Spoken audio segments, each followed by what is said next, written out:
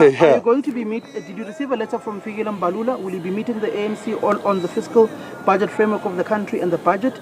Then lastly, the MK's posture on President Donald Trump's view of South Africa, and in particular him saying that he may not be coming to the G20 summit. No, look, we got a letter from the ANC Secretary General, and we responded to say we do not want to enter into domestic affairs of the government, the so-called government of national unity. If they've got budget impasse, it's their own issue.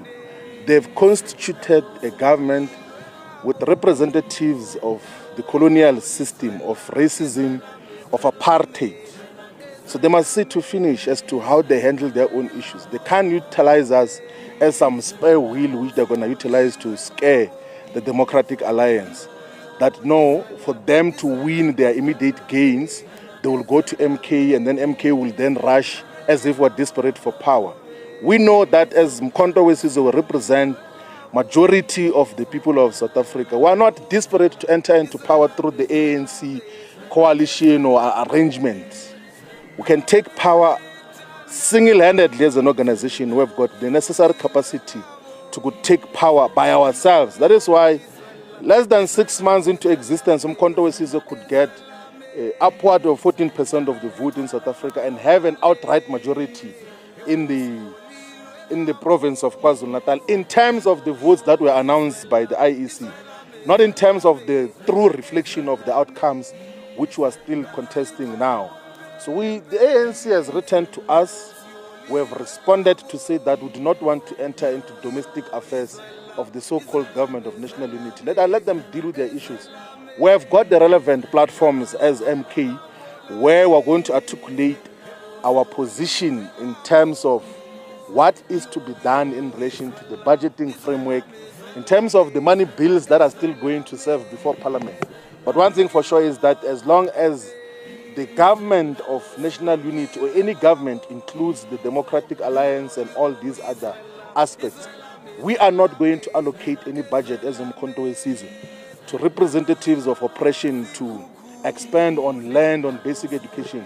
We will never support that budget. That is one issue which we have clearly articulated. I think the issue we have consistently articulated as well in relation to the United States of America is that let's adhere to the vision of President Jacob Zuma on building sustainable relationships with the BRICS countries.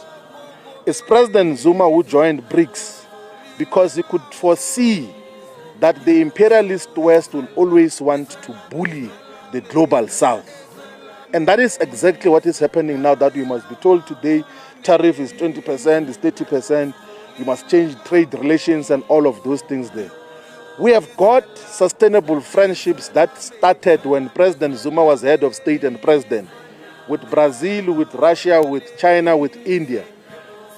That group of countries constitute almost 40% of the global population. That is a very huge market. Their economy combined is more than these countries of imperialism, the neo-colonial countries which oppress the African continent.